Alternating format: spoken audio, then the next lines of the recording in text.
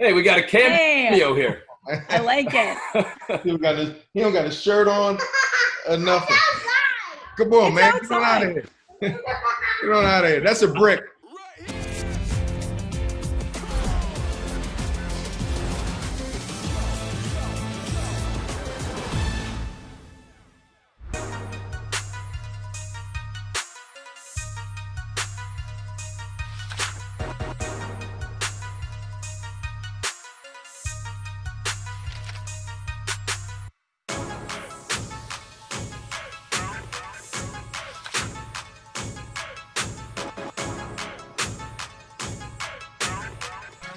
Hello again, and welcome to another edition of Basketball Central at Home. I'm Brad Fay as we move closer to the restart, given that the Raptors have officially arrived in Florida for the start of their training camp, which leads to everybody else coming to Florida and their training camp leading up to the start of the season. Nikola Jokic and Malcolm Brogdon among the latest to test positive for the coronavirus. That is something the NBA obviously is watching very closely, as is the list of players opting out. Those that decide not to play, that continues to grow as well. Later on, Alvin Williams and Paul Jones continue an important discussion that we began last time on Basketball Central at Home. Alvin will also join Danielle and Eric, as always, for another edition of Swish or Brick. But we begin this show with Michael Grange and 3 Point Grange. And up first, Michael, is something that the players and people around the NBA have been asking for, and it's a small step in the right direction, but a well-deserved one for those that have been hired in the upper echelon of the league.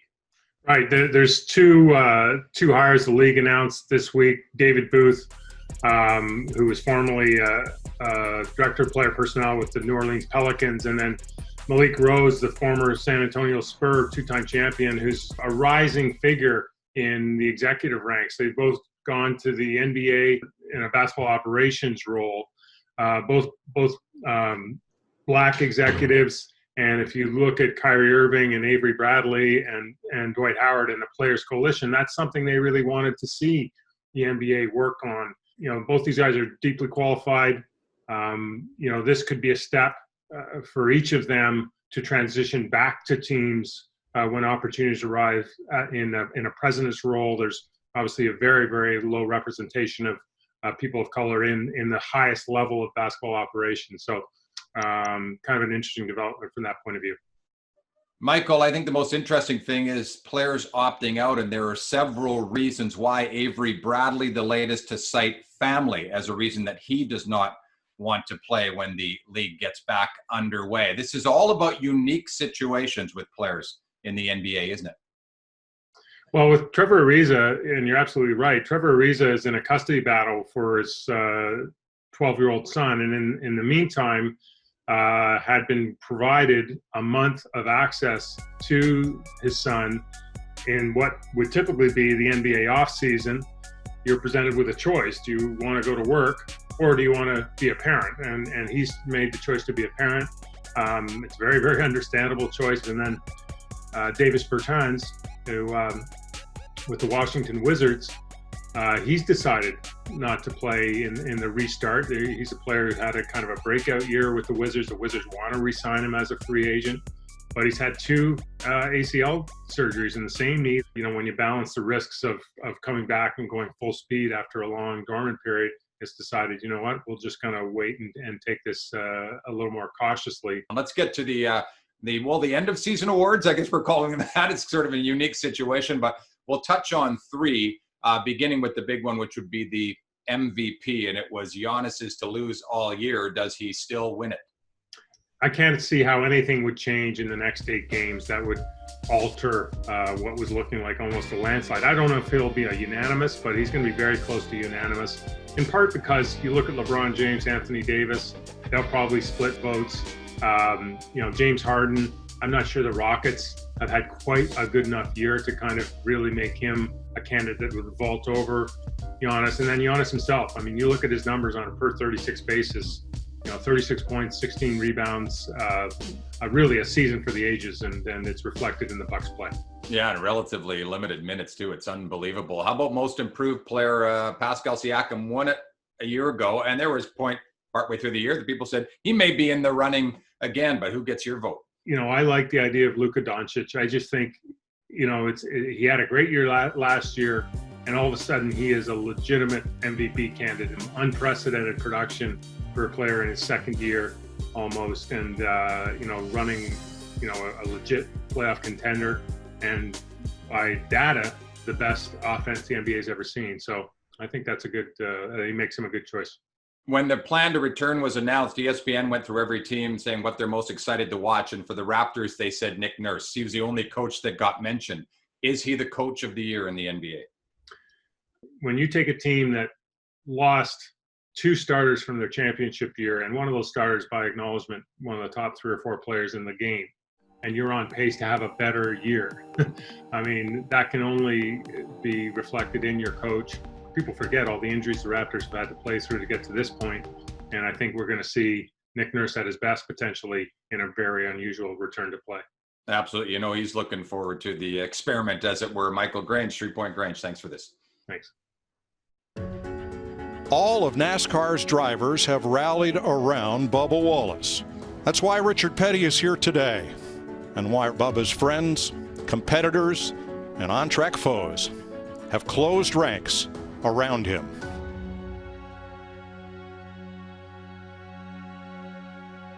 Here are Alvin Williams and Paul Jones. And guys, what an emotional, incredible scene Monday at Talladega. But new information has surfaced since then. And the FBI says this was not a hate crime directed at Bubba Wallace. In fact, that noose had been hanging in garage number 4 as early as October 2019. But that aside, I think what we saw and the way the drivers reacted is what's going to stick here. And is that something, Jonesy, that gives you hope going forward? Well, it does, Brad. And when I think about it, Bubba Wallace is the only African-American driver. And, we talk about if you're an ally, it's not enough to say I'm not racist. You must prove that you are anti-racist, almost go out of your way to show, because, the old silence is complicity. Well, I'm not racist and you don't do anything. With all those drivers getting behind Bubba Wallace and pushing his car to the start line, that says something about where NASCAR is trying to go. And it's a second big event for them in the last couple of weeks after taking down the Confederate flag. So, Al, it's something to see Bubba Wallace with all those guys that don't look like him behind him pushing his car, literally. Yeah, symbolically, it's just something that it just shows you just guiding, helping, pushing along, and support. Sports is a vehicle of life, of things that go on. And I think that's a hell of a symbol of right there, what's needed to get past these type of events, to get past, the way the world has been over hundreds of years. So it makes me feel happy. It's a feel-good moment. And a great footnote to that, when Bubba Wallace finished the race eventually in 14th and went to greet the crowd, and he took off his surgical mask. He said, I know I'm supposed to wear it, but I want people to see my face. I want people to see who I am and who they were cheering for. It's great stuff. That's a bigger picture issue. That's almost like the entire league when it comes to NASCAR. Now, Alvin, we move within the locker room. Is there an importance for the culture and the code and the talk and everything to change within each locker room in the NBA as we move forward? Yeah, I think it's funny. The locker room is so intimate and it's a sacred place. And there's a lot of conversation in the locker room that's just surface, right? It's sometimes it's BS, sometimes it's little boy talk, and we are like kids when we're in that locker room when I was a player, but there's also an opportunity for so many things to take place as far as meaningful conversation. Now you see the social instances, right? You see these things that can be discussed, that we can align with things. We can start making a movement. We can start putting plans in effect. So I do believe the locker room can be a place where these conversations can start taking a little bit of a turn for some more serious matters. Paul. Well, Brad, Alvin talks about NBA locker rooms, and the good thing about an NBA locker room is there's only, 15, 17, 18 guys and, your support staff. So it's, as Al said, it's relatively intimate. I think some of the other locker rooms need to undergo some changes. Football in particular. You've got 60 guys in the locker room, and when you talk about practice squad people, and it's more difficult, I think, to get to know a teammate. That's where locker rooms need to start, mirroring life, guys getting to know one another and know where they're from and understand, walk in a guy's shoes, understand where he's come from. And when he makes a statement on either side, look at where he's coming from with it. And that's a time for discussion. Might be a difficult discussion, but I think you can start to have those conversations in locker rooms now. All right, I'll come right back to you with this because the NBA gets credit for its diversity, and that is certainly due credit. They've been ahead of the curve in terms of most sports, but that comes within the game and perhaps the players and some of the coaching staffs, et cetera. What about the bigger picture in the NBA when it comes to the entire landscape of it? Are they doing a good enough job? Yeah, when we talked about this last week, when, Alvin and I and Sherman were on, we talked about the fact that it's like running a marathon. I think the NBA is the leader. They're out there in front, but they do still have a long way to go. I mean, there were some stats the other day published around, no minorities leading PR positions in the NBA. I know from a broadcast standpoint, there are now 2 with the hiring in Chicago, 2 minorities calling games on TV, and no full-time Black radio play-by-play guys. I love the fact that, the NBA was the first one to have female officials. There are more female assistant coaches now than there are minority head coaches. That's fine. That's great. It leads to the diversity. It's opening it up for people. But at the same time, there's still a long way to go. They've come a long way, but there's a long way to go. All right, final word to you, Alvin. It's sort of a big picture question, so go wherever you like with it. But how can players best affect change going forward, sort of individually? Does it just start at a very small level with a gesture, perhaps, and things build from there?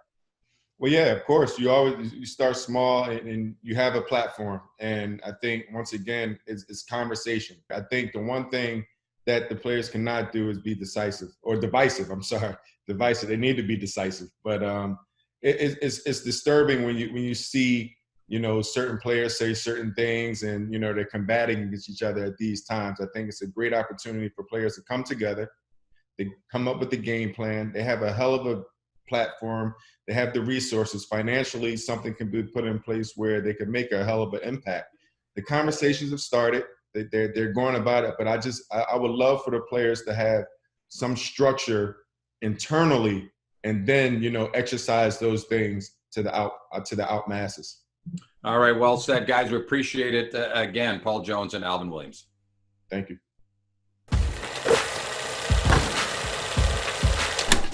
While we continue to patiently wait for actual swishes and bricks, we figure we'll continue to try to entertain you through this version of it. My guys, Alvin Williams, Eric Smith joining me once again. And fellas, I figure we'll start with the relaunch at Disney and this idea, this report that all the players are going to wear the Aura Smart Ring. So literally on their hand, apparently can predict COVID-19 3 days in advance with a 90% accuracy rate. It's of course collecting all these different body statistics. You're gonna have to convince me if you don't think this is a swish. I think it's absolutely a swish. I want to know how I can get my hands on one and how much it costs, because I could definitely use one. The germaphobe and hypochondriac in me. As long as it doesn't register my BMI, we're okay. Because I don't want to know those numbers right now in the midst of COVID. But I think this is absolutely a great idea, no-brainer. I'm with you, E. Absolute swish as well. Safety is the most important thing. And now that you can put things in place where you can be more proactive, you can have more information, and you can act accordingly in a responsible way. It's nothing but a swish. And I think, once again, the NBA have something where, it's projecting. This could be something that us common folk could get our hands on, and that would be awesome as well. So the Aura Ring will be the must-have fashion accessory, and we'll see it on at least 4 of the 5 Leaks Fit People's Choice First Drip Team. Sorry, D'Angelo Russell, we will not see you at Disney. But Alvin, do you think these 5 players are the best dressed? Did the fans get it right? Swish or brick? Brick. So brick. This is a brick. You know what? And I don't want to be but I am. I don't want to be the old guy, and I just don't get it. I don't get the fashion. I love the creativity. I love the the ability to express yourself. And I guess I'm saying the right things that I'm supposed to say. But I mean, I'm not with the pants that are a little snug, that's coming to your calf muscle, and the shirts and colors.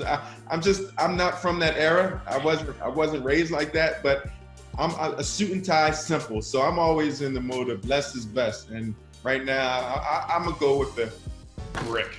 So we've finally eclipsed the 1-year mark of the Toronto Raptors championship run, but we're still hearing beef to this day of all kinds about all different types of things that happened throughout that run. And lately, it's Tobias Harris texting with JJ Redick, and the two of them saying Kawhi definitely traveled on the shot. Alvin, these takes are all bricks for me at this point, but what do you think, Swish or brick? I'm getting mad about it. I'm tired of talking about it. It's a brick, but he did travel. He brick, but it's a brick because it's over with. I'm not trying to hear it. All right. Hey, we got a cameo here. I like it. He don't got his shirt on or nothing. Come on, man. Get on out of here. Get on out of here. That's a brick. That's a huge swish for me. Look at the appearance. That's a swish. I'll give it a swish on both. Swish.